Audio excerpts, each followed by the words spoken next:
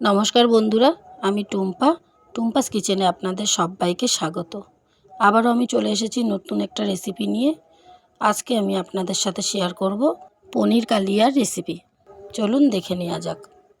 তো দেখো বন্ধুরা, রান্নাটি করার জন্য আমি এখানে 300 গ্রাম পনির নিয়ে নিয়েছি। এখন এটাকে পিস পিস করে কেটে নিতে হবে।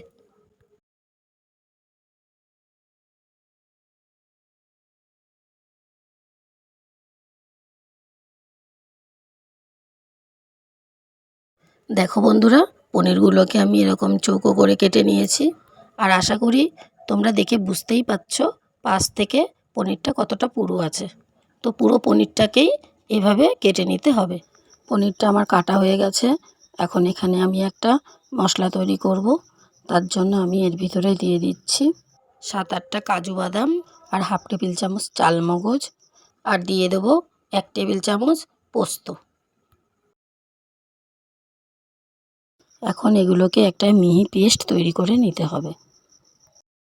আর রান্না করতে যে গুঁড়ো মশলাগুলো লাগবে সেগুলোকে একটা বাটিতে আমরা গুলে নেব।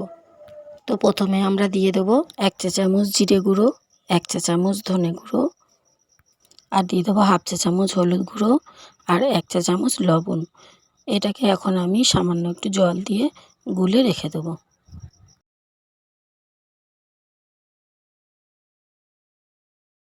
তো দেখো বন্ধুরা, রান্নাটি করার জন্য আমি ওভেনে কড়াইটি বসিয়ে নিয়েছি। কড়াইটিকে খুব ভালো করে গরম করে নিয়ে এখানে আমি দিয়ে দেবো হাফ কাপ সর্ষের তেল।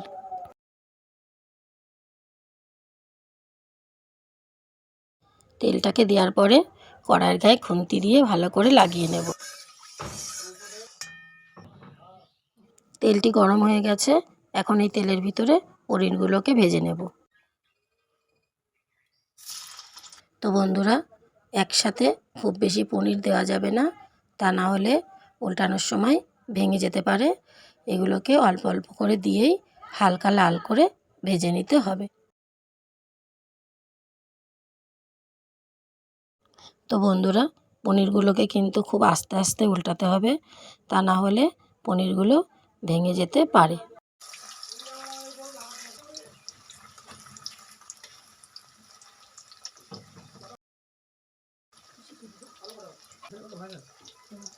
তো দেখো বন্ধুরা, পনিরগুলো দুপাশেই আমি হালকা লাল করে ভেজে নিয়েছি। এখন এগুলোকে তুলে নেব।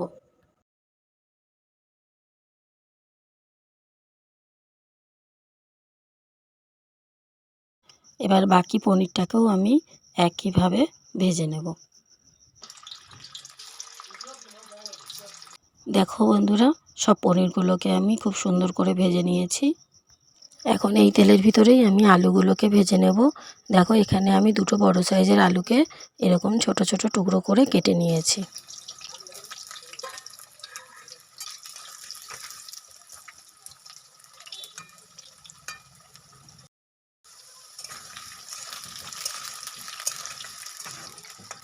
দেখো বন্ধুরা, আলুগুলোকে আমি হালকা একটু নাড়াচাড়া করে নিয়ে এখন এর ভিতরে দিয়ে দেবো হাফ চা চামচ লবণ আর 1/4 চা চামচ হলুদ গুঁড়ো। এখন এই লবণ হলুদটাকে দিয়েও আমি আলুটাকে আরও কিছুক্ষণ ভেজে নেব।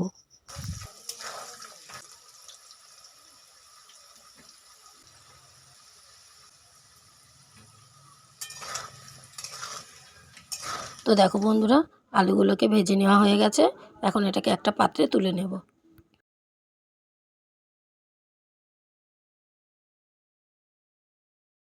এখন এই তেলের ভিতরে ফোড়নটাকে দিয়ে দেবো। তার জন্য আমি একটা শুকনো লঙ্কা 2 টুকরো করে দিয়ে দিয়েছি, একটা তেজপাতাকেও 2 টুকরো করে দিয়ে দিয়েছি, আর দিয়ে দেবো হাফ চা চামচ জিরে। এখন এই ফোড়নটাকে একটু নাড়াচাড়া করে নিয়ে দিয়ে দেবো আগে থেকে কেটে রাখা টমেটো। আমি এখানে একটা বড় সাইজের টমেটো ছোট ছোট করে কেটে নিয়েছি। এখন এই টমেটোটাকে ভেজে নিতে হবে, এর কাঁচা গন্ধটা চলে যাওয়া অবধি।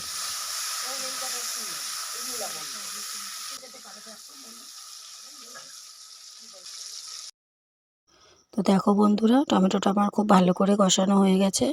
এখন আমি এর ভিতরে দিয়ে দেবো 2 চা চামচ আদা বাটা।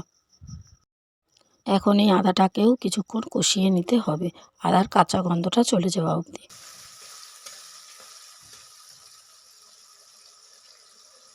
এখন এর ভিতরে দিয়ে দেবো কালারের জন্য হাফ চা চামচ কাশ্মীরি লঙ্কার গুঁড়ো। এটাকেও মশলার সাথে কষিয়ে নেব।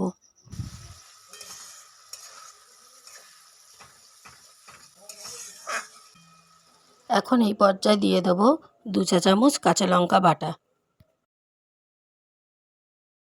ঝালটা আপনারা আপনাদের টেস্ট অনুযায়ী বাড়িয়ে বা কমিয়ে দিতে পারেন।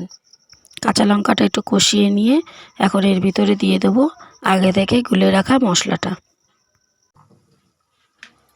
এই মশলাটাকে দিয়েও আমি আরও কিছুক্ষণ কষিয়ে নেব।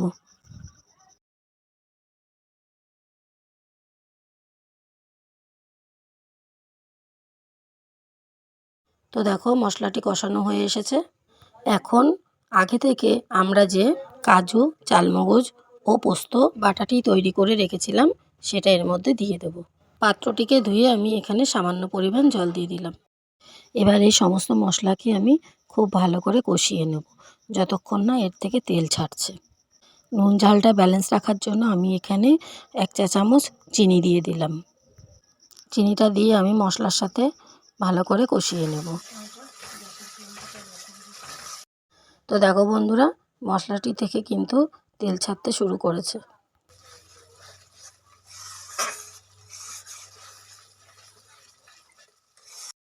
তো দেখো বন্ধুরা, মশলাটা খুব ভালো করে কষানো হয়ে গেছে। এখন আমি এর ভিতরে দিয়ে দেবো আগে থেকে ভেজে রাখা আলু। এই আলুটা দিয়েও আমি মশলার সাথে আরও 3-4 মিনিট কষিয়ে নেব।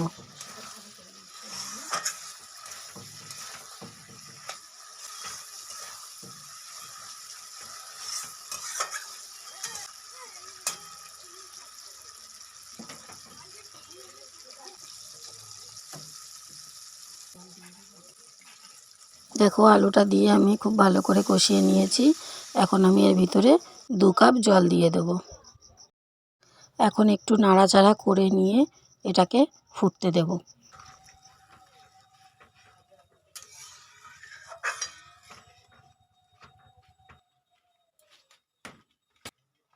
তো দেখো বন্ধুরা, জলটা কিন্তু ফুটে গেছে।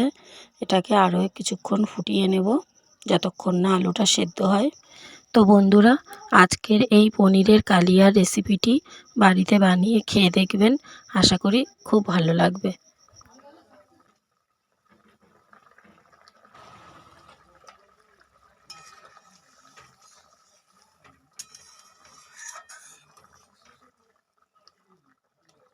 তো দেখো বন্ধুরা, আলুগুলো কিন্তু খুব ভালোভাবে গলে গেছে।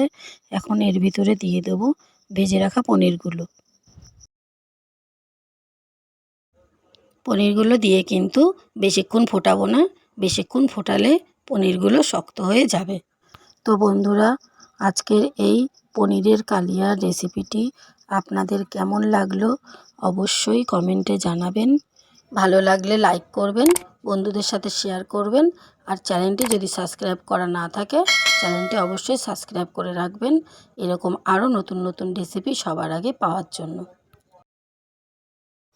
এখন আমি এর ভিতরে দিয়ে দেবো 1 চা চামচ ঘি আর দেবো 1/4 চা চামচ গরম মশলার গুঁড়ো।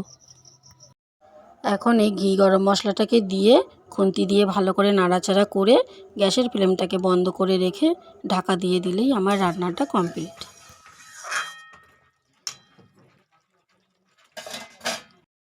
তো বন্ধুরা, দেখা হচ্ছে পরের ভিডিওতে নতুন কোনো রান্নার রেসিপি নিয়ে।